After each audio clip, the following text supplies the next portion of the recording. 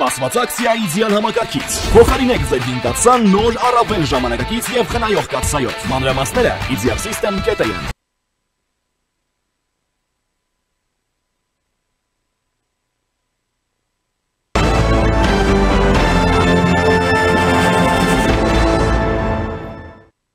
Դուք դիտում եք առաջին լրատվականը, բարև ձեզ, ես Սիրանուշ Պապյանն եմ։ Ազգային ժողովում այսօր կառավարության նախաձեռնությամբ արտահերթ նստաշրջան է գումարվել քննարկելու Հայաստանի էլեկտրական ցանցեր փակ բաժնետիրական ընկերության ազգայնացման հարցը։ Միևնույն ժամանակ Տաշիր ընկերությունների խմբի հիմնադիր Սամվել Կարապետյանն իր ընտանիքի անդամների հետ միասին պաշտոնական ծանոթում է ուղարկել Հայաստանի Հանրապետության պետական մարմիններին ներդրումային վեճի վերաբերյալ։ Նա նշել է, որ պետությունը լավ կառավարիչ չի, աշխարհում 200 երկրից միայն 2 երկիր է, որ ազգայնացրել է էլեկտրական ցանցերը։ Նա պնդել է, որ հեծի ազգայնացումը չի բերելու համակարգի ավելի արդյունավետ կառավարմանը։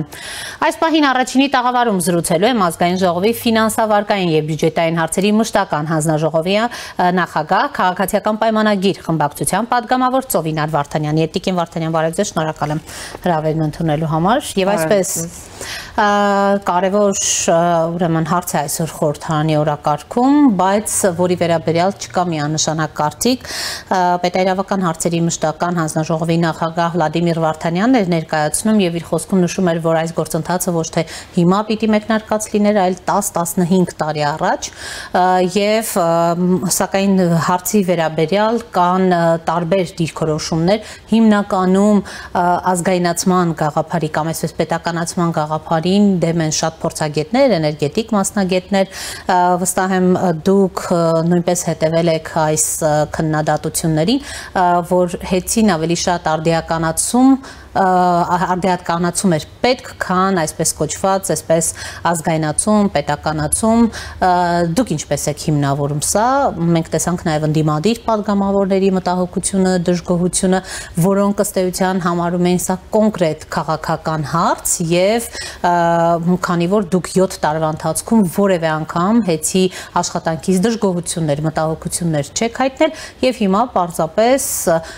ինչպես падգամավորներից մեկը ասաց, քանի որ Սամվել Կարապետյանը հանդգնել էր եկեղեցու վերաբերյալ դրական դիրքորոշում հայտնել, որոշեցիք այսպիսի հաշվեհարդար տեսնել։ Համեցեք, ինչպես եք դուք հիմնավորում այն։ Նախ շնորհակալ եմ հրավերի համար, հիրավի կարևոր հարց է այսօր քննարկվում ազգային ժողովում։ Սկսեմ այնտեղից, թե արդյոք արդարացի են այն մեղադրանքները, որ մինչ այժմ էլեկտրական ցանցերի հետ կապված խնդիրներ չեն բարձրաձայնվել ազգային ժողովում, թե ոչ։ Պետք է նշեմ, որ խնդիրները ոչ միայն բարձրաձայնվել են, այլ բարեբախտաբար, ինձ համար բարեբախտաբար, ես այն մարդկանցից մեկն եմ, ով նաև հեղինակել է նախագծեր, որոնք միտված են եղել Հայաստանում էներգետիկ ոլորտի կարգավորմանը, որը որ թույլ կտա ավելի ազատականացված շուկա ունենալ, վերջը բարելավել էներգետիկ ոլորտը եւ այս հարցերը բազմիցս քննարկվել են ազգային ժողովում, մենք հանդիպումներ ենք ունեցել, ինչպես նախկին հանրային ծառայություններ կարգավորող հանձնաժողովի հետ, այնպես էլ ներկա հանձնաժողովի անդամների հետ եւ նախագահի, այսինքն քննարկումները դրանք պարբերական բնույթ են կրում եւ կրել, ավելին ասեմ, այս պահին էլ կա արդեն շրջանառության մեջ դրված եւս մեկ նախագիծ, ուզում եմ ասել, այս հարցը մեր ուշադրության կենտրոնում է եղել հաշվի առնելով, որ ինքը ռազմավարական այսինքն նշանակության ոլորտ է եւ անհնար է այդ հարցը ուղղակի անտեսել կամ որևէ կերպ չնկատել եւ չանդրադառնալ այդ խնդիրներին։ Բայց ակնհայտ է, որ այս հարաբերությունների սրումից, քաղաքական այսպիսի դասավորումներից եւ վերադասավորումներից հետո միայն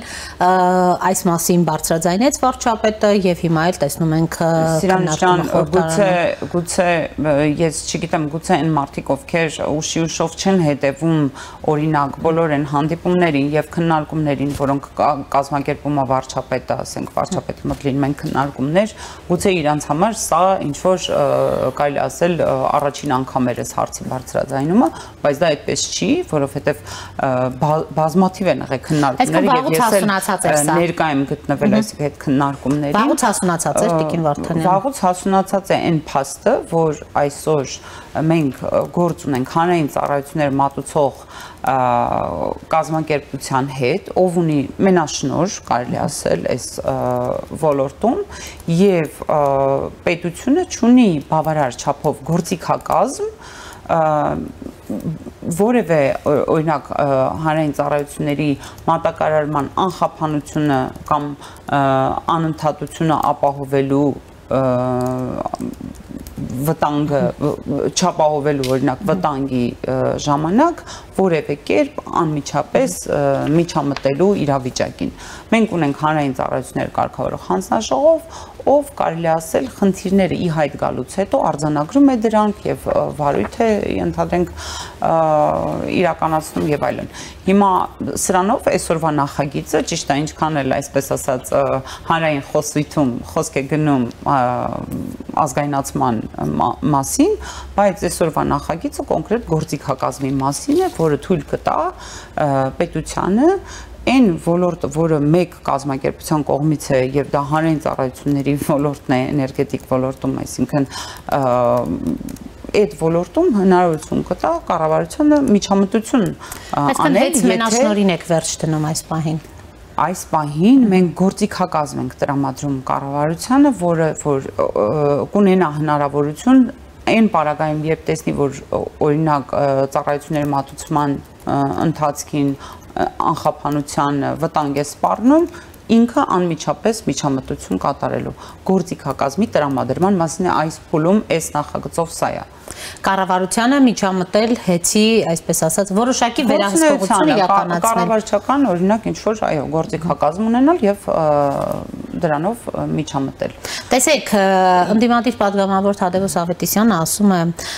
քաղաքական դրդապատճառներով որոշում եք խլել սեփականատիրոջ ձեռքից, առաջացնելով երկրի համար թե ներդրումային, թե արտաքին գրավչության եւ այլ խնդիրներ, որպիսի լուծեք ձեր այսպես նեղ քաղաքական շահերը։ Այստեղ մի քիչ բանը շատ զավեշտ է, ճիշտն ասած խլել բառը լսել Հայաստան դաշինքի խմբակցության անդամների կողմից, որովհետև իմ հիշողությունը առնվազն եւ տարիքս թույլ է տալիս խլելու բազմաթիվ ասենք դեպքեր հիշել եւ մարդկանց բիզնեսները խլելու եւ ոչ թե դա հանրային շահի օրինակ սպասարկման նպատակով դա պետությանը հանձնելու, այլ հենց այդպես խլել եւ վերցնել անձնավորված սեփական շահը սպասարկելու համար։ Հետևաբար այդ абսուրդ բանը երբ տան մնել եւ ինչու է այդ խոսույթը հենց խլել։ Ես կարծում եմ դա սկսվեց Աննա Գրիգորյանը առաջին այդ բառը արտաբերեց խլելու մասով եւ այդպես շարունակ խլելը դա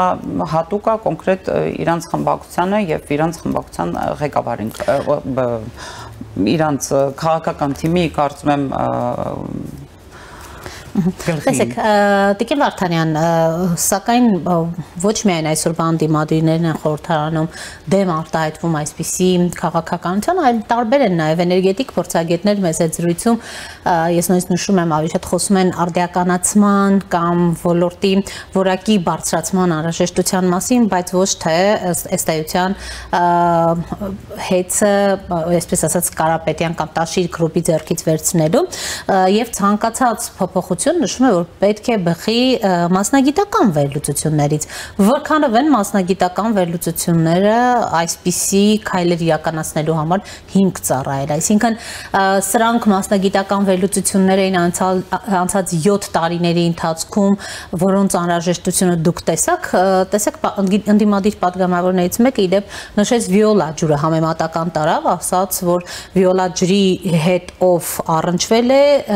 ուրեմն գիտի թե ինչ խայտարակություն է այնտեղ տեղի ունենում, բայց դուք օրինակ Վիոլա ջրի մասին ոչինչ բան չեք խոսում, բայց օրինակ հեծի հետ կապված այսպիսի խնդիրներ եք վերհանում, համեցեք։ Պետք է նշեմ, որ Վիոլան մենաշնորհ չի ամբողջ Հայաստանի Հանրապետությունում, բայց ինչևէ ես ուզում եմ անդրադառնալ ավելի շատ այս փորձագիտական կարծիքին, ինչ որ դուք նշեցիք, ես միանշանակ կողմ եմ, որ պետք է փորձագիտական կարծիք լինի եւ ես նաև խորքային վերլուծություն կարծում եմ, որ ընդհանուր առմամբ նման կառույցի թե կառավարումը, թե ներդրումները ինքը ընդհանուր առմամբ շատ շերտավոր եւ բարդ ինքը խնդիր է եւ բնականաբար այստեղ հարցը նրանում չի, որ չգիտեմ, եթե կառավարիչը X-նա օրինակ եմ ասում, հա, խնդիրները առկա են, այ որ դարավ Y-ը միանգամից բոլոր խնդիրները լուծվելու են, որովհետև դա մենք գործ ունենք մի ամբողջ ոլորտի հետ, որը իր ոչ միայն ինքը որպես ենթակառուցվածք, այլ ինքը իր մեջ էլ ունի փոքր ենթակառուցվածքներ, որոնք կարելի ասել այս ամբողջ ընթացքում Տաշիր գրուպի կառավարման եւ սեփականության ներքո են եղել։ Այսինքն մենք գործ ունենք մի ամբողջ մեծ ենթակառուցվածքի իր բոլոր, այսպես ասած, ենթակառուցվածքներով այսրա հետ եւ Այստեղ խոսքը գնում է այն մասին, որ երկար ժամանակ մենք ուսումնասիրել ենք եւ հասկացել ենք, որ կառավարման հետ կապված կոնկրետ մենք խնդիր ենք տեսնում, ներդրումների հետ կապված խնդիր ենք տեսնում եւ սա եթե այսպես ասեմ, զուտ այնքանով որքանով ես օրենքի նախագիծը մշակելիս եւ քննարկելիս, ինչքանով ես առնչվել եմ տարբեր շերտերի, այս հարցում տարբեր խնդիրների, այսինքն տարբեր շերտերում ես կարող եմ ասել, որ այո, այդտեղ բավականին մեծ փորձագիտական կարողությունների, նաև եւ կառավարչական կարողությունների կարիք է լինելու այս հարցը լուծելու, բայց մենք չենք խոսում նրա մասին, արդյոք ճիշտ է մասնավորը, արդյոք ճիշտ է պետականը, արդյոք ճիշտ է սա, ճիշտ է նա։ Մենք խոսում ենք այն մասին, որ կոնկրետ կազմակերպություն ունենալով մենաշնորհ կառավարությունը չունի, պետությունը չունի գործիքակազմ իր քաղաքացիների շահերը պաշտպանելու եւ մենք տալիս ենք գործիքակազմ եւ սա քայլերից մեկն է եւ բոլոր քայլերը բարեփոխումները պետք է լինեն քայլ առ քայլ, որպեսզի համակարգը վնաս չկրի, որովհետեւ այո, այստեղ ամենակարևորը ընդհանուր առմամբ համակարգը անվնաս կարելի ասել եւ անխափան աշխատանքն է։ Տեսեք, մասնագետները նշում են, որ այո, այսպիսի մեխանիզմ գոյություն ունի, սակայն այս մեխանիզմը կյանքի է կոչվում, ուրեմն ամենածայրահեղ դեպքում սա իբրև վերջին միջոց է դիտարկվում։ Մենք դեռ կքննարկենք, թե եթե մի բան հայտարարվել է, ամեն գնով կգնանք, այսպես ասած, հեծի ազգայնացմանը։ Ես կարծում եմ, որ ուղին հստակ նշված է, սա առաջի քայլն է, որը որ այսօր մեր խմբակցությունը բերել է, այսինքն նախագիծը, որով պետք է տրվի այդ գործիքակազմը, բայց ուղղակի ես ուզում եմ մի հատ շատ կարևոր բան արձանագրել, Սիրանուշ։ Այն ինչ որ ես որպես քաղաքացի, նույնիսկ երբ ես քաղաքականության մեջ չէի, հա, որպես քաղաքացի ես նկատել եմ ինձ որպես, այսինքն սպառող, որպես հեծի սպառող։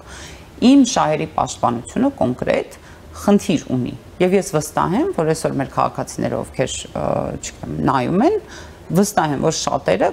զգում են, որ երբ մեծ այդպիսի մենաշնորհ ունեցող կազմակերպության հետ գործ ունենում քաղաքացին, սովորաբար իր շահերը որևէ կերպ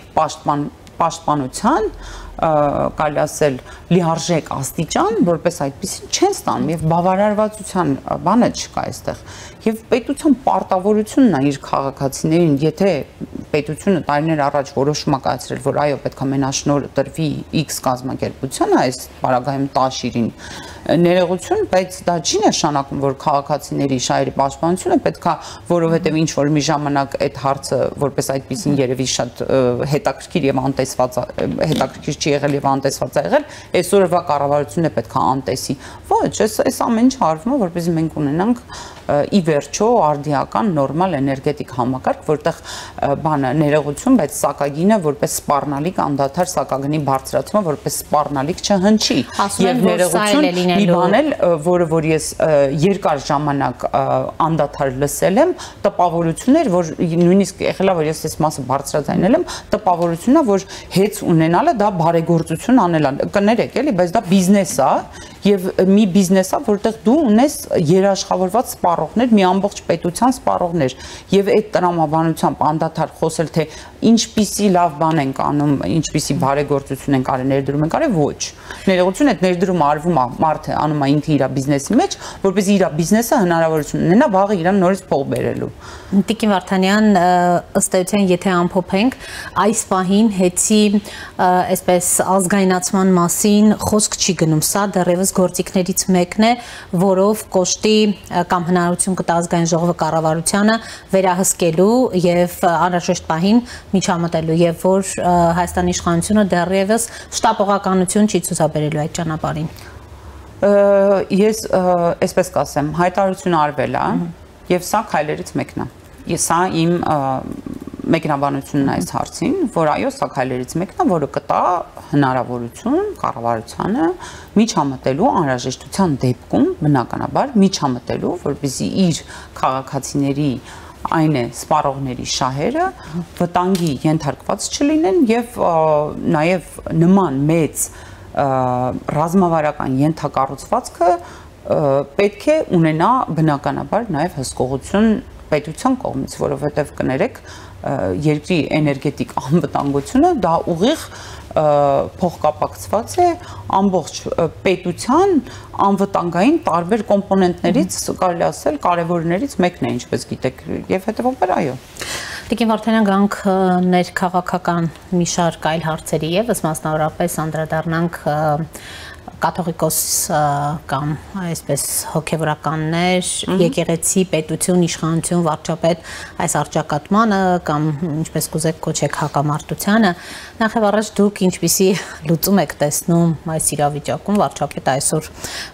դարձյալ անդրադարձել է թեմային, Կտրիչ Ներսիսյանն էլ է իմ եղբայրը, նշել է նա,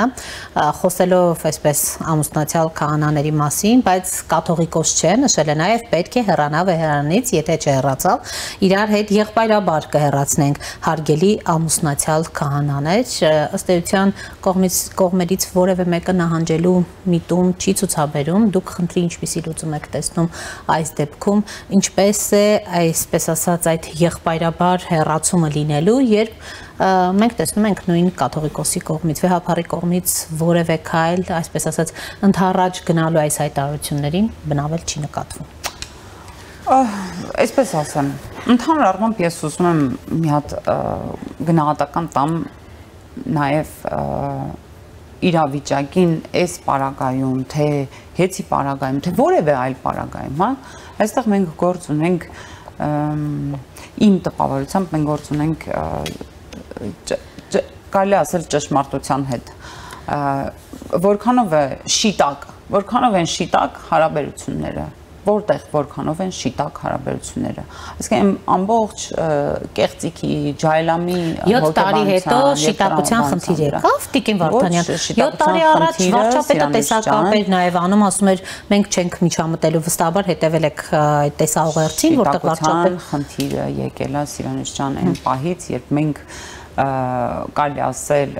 ժողովուրդը կատարեց իր ընտրությունը, որ այսուհետ պետք է ժողովրդավար ձևով իշխանությունը ընտրի, շիտակությունը բացեց իր հետ, այդ մի կարելի ասել այդ դուռը բացել է իր հետ բազմաթիվ շերտեր եւ բազմաթիվ գործիչներ, այդ այն լյուստրացիան, որը իրականանում է այս ընթացքում, ճիշտ է մենք ասում ենք 2018-ին հեղափոխություն է տեղի ունեցել, բայց իմ խորին համոզմամբ այդ հեղափոխությունը առ այսօր շարունակվում է, ինքը շղթայաբար բերում է բոլոր շերտերը, բերում է դեպի իրական Հայաստան։ Այս է ամբողջ գործընթացը, որը տեղի է ունենում։ Եվ հիմա իրականում եթե մենք ունենք հայ առաքելական եկեղեցի, որը ունի կանոններ, որոնք պետք է պահպանեն այդ մարդիկ եկեղեցականները պարտավորվում են իրենց կամքով, ոչ ոք չի պարտադրում այդ մարդկանց, իրենց կամքով պարտավորվում են պահպանել կանոնները, իրենք պետք է պահպանեն կանոնները։ Ես լինեի Կտրիչ Ներսիսյանի փոխարեն, եթե հիրավի ես հայ առաքելական եկեղեցու կանոններին եւ բանին հետևորդն եմ եւ կարելի ասել ես հասկանում եմ թե այդ հոգեվոր կառույցի պատասխանատու այդ պահը ես անձամբ ինքս դա բան կանեի, ինքս այդ քայլը կանեի եւ կասեի, որ այո, ես սրանով դա կլիներ երևի թե ամենավեհ քայլը, բայց դե ինչպես գիտեք, ունենք այնինչ ունենք եւ լուծումը ըստ երևույթին կապրենք կտեսնենք, Սիրանուշ ջան, ես լուծում չեմ կարող, բայց կարծում եմ, որ լուծումը պետք է լինի եւ ամեն ինչ պիտի գա իրականության դաշտ։ Ամեն ինչ այս աշխարհում պետք է գա իրականության դաշտ։ Բավարար է ստի ու կեղծիքի եւ այդ բանի էմոցիաների վրա հիմնված բոլոր բաները, մենք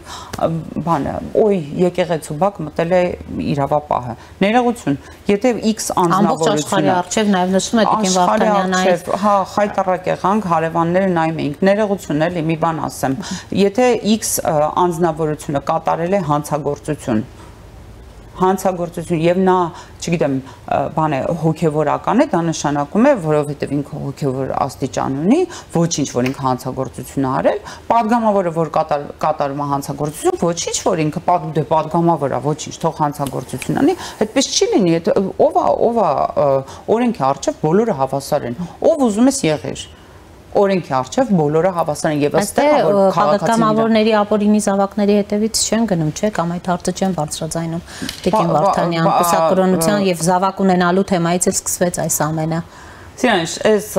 այս ամենը սկսվում է շիտակությունից։ Падգամավորը երբ ինքը իր երթումը տալիս է եւ ինքը դառնում է падգամավոր եւ ասում է, որ ես ձեռնարկատիրությամբ չեմ զբաղվելու, ինքը չի զբաղվում։ Ու այո, եթե ես վաղը զբաղվեմ կամ այսօր թաքուն ձեռնարկատիրությամբ զբաղվելուց լինեի, ոչ ոք չէր ասելու, հայտարարություն մտան ազգային ժողով, այս падգամավոր էր, հա, ոչինչ, լավ, հիմա ինչի սաղ աշխարհի մոտ ասեցիք, որ ինքը ձեռնարկատիրությամբ էր զբաղվում։ Ներողություն էլի, բայց ոչ։ Ես գնացել եմ, ես գիտակցություն падգամավորներ չկան, որոնք ձեռնարկատիրությամբ են զբաղվում, ոչ։ Եթե նկատի ունեք պարոն Սուքիասյանին, ապա պարոն Սուքիասյանը դա հանձնել է կառավարման, ինչը որ օրենքով սահմանված կարգով արվել է։ Ես խնդրում եմ շիտակություն ասելով եկեղեցուց հիմա դուք ինչ եք ակնկալում, բոլորն ասեն, քանի երեխա ունեն կուսակրոնները, ինչն է ձեր հանգուցալուծումը։ Քանի երեխա ունի, ինձ հետաքրքիր է հետևյալը, որ իմ եկեղեցու հոգևորականը, ով ուխտ է տվել, որ ինքը պետքա լինի այսինչ կարգի, այսինչ կանոններին հետևող հոգևորական, Տիկին Վարդանյան, ես ինչ եմ ուզում հարցնել, տեսեք 7 տարի դուք ասում եք հեղափոխությունը շարունակվում է առ այսօր եւ հիմա եթե գանք եկեղեցու հեղափոխությանը, հա, սա էլ հասունացած իրավիճակ էր եւ այլն, բայց խնդիրը կար նաեւ 7 տարի առաջ եւ շատերի գնահատմամբ այն ժամանակ իշխանությունը շատ ավելի մեծ ու ավելի շատ այսպես գործիքակազմ էր, դուք հիշում եք տարիներ առաջ նաեւ նոր վեհարան, այսպիսի շարժում էլ ստեղծվեց Գյումրիում, որ այդպիսի առաջարկությամբ հանդես եկավ որոշ նաև հոգևոր այսպես հովիվներ էին միացել, բայց այն ժամանակ իշխանությունը այդ ձեր ասած այդ շիտակության ու ճշմարտության հետևից չգնաց եւ հիմա է գնում։ Գնացել է, Սիրանուշ ջան։ Բայց չի տրվել, չէ՞, բոլորին տրվել է ժամանակ, բոլորին տրվել է ժամանակ ինքնահայեցում անելու եւ վերափոխվելու, բոլորին այդ ժամանակը տրվել։ Մարդկա այդ ժամանակը օգտագործել է ի օգուտ իրան, մարդկա ի վնաս։ Հիմա եկեղեցու այսպես ասած հովիվները կամ առաջին դեմքերը։ Ես կարծում եմ եկեղեցու հովիվները պետքա իրանք էլ պետքա մի հատ որոշ հոգևորականներ պետքա գան իրականության դաշտ եւ հասկանան, որ սա պետություն է, այստեղ գործում են օրենքները։ Եվ պետության մեջ պետություն որևէ կառույց չի կարող ունենալ, լինի դա հոգևոր կառույց, լինի դա, չգիտեմ, ինչ կառույց ուզում է լինի։ Տիկին Վարդանյան, իսկ առհասարակ մենք տեսանք նաև անցնող շաբաթվա ընթացքում Բագրատ Գալստանյանի, Միքայել arczepiskopos Աչապահյանի կալանավորումը երկամսյա կալանքը եւ նույն խցում նրանց այսպես ասած պահելու հանգամանքը, դուք ինչպես եք գնահատում, տեսեք շատերը ուղղակի աջակցություն են հայտնում նրանց եւ նաեւ իշխանության ներկայացուցիչների կողմից բուռն քննադատվում, ընդհանուր մինչև առաջին տիկիններ անդրադառնում Հասմիկ Պապյանին եւ մյուսներին, որոնք իրենց աջակցությունն էին հայտնել։ Սրանց այստեղ խնդիրը կարծում եմ հետեւյալն է։ Որոշ հոգևորականներ թաքնվելով եկեղեցու անվան տակ իրենք իրականացրել են որոշ գործողություններ, որոնք հարցեր առաջացրել իրավապահների մոտ։ Եվ եթե այդ որոշ գործողությունները ես չգիտեմ կշարունակվի թե ոչ, որովհետև շատերը նշում են վեհապարի հետևից է գնալու իշխանությունը ընդհանուր միջև։ Դե եթե պարզվի, որ վեհապարն է կապ ունի դրա հետ, ինչպես հիշում եք նա օծում էր, չէ, շարժումը, եթե կապ ունենա, այո։ Որևէ մեկը այսպես անմասն չի մնա այս գործընթացներից կարծում եք Տիկին Վարդանյան։ Ես կարծում եմ իրավական գործընթացը տեղի ունենում։ Եվ եթե ինչ-որ մեկը փորձել է, իդեպ մի բան ասեմ, ինչ եմ ես նկատել, բոլոր ականները, որոնք որ դրվում են պայթեցնելու համար Հայաստանի Հանրապետության պետականությունը, պայթում են իրենց ոտքերի տակ։ Սա ակնհայտ է, մինչ այսօր այդպես է եղել եւ այսօր այդպես է լինելու։ Հետեւաբար ես կարծում եմ, որ մարդիկ պետք է մի քիչ ավելի երկար մտածեն եւ հասկանան իրական Հայաստանում որքանով են ընդունելի այն բոլոր մեթոդները, որտեղ իրանք կարելի ասել իրենց զգացել են ինչպես զուգը ջրում եւ այդտեղ են իրենք լողացել ժամանակին։ Իրանք պետք է հասկանան, որ սա այդ օրերը չեն։ Այդ մարդիկ մնացել են անցյալում։ Շնորհակալ եմ Տիկին Վարդանյան։ Ես եմ շնորհակալ։ Առաջինի տաղավարում զրուցում է ազգային ժողովի ֆինանսավարկային եւ բյուջետային հարցերի մշտական հանձնաժողովի նախագահ Ծովինար Վարդանյանի հետ։ Կհանդիպենք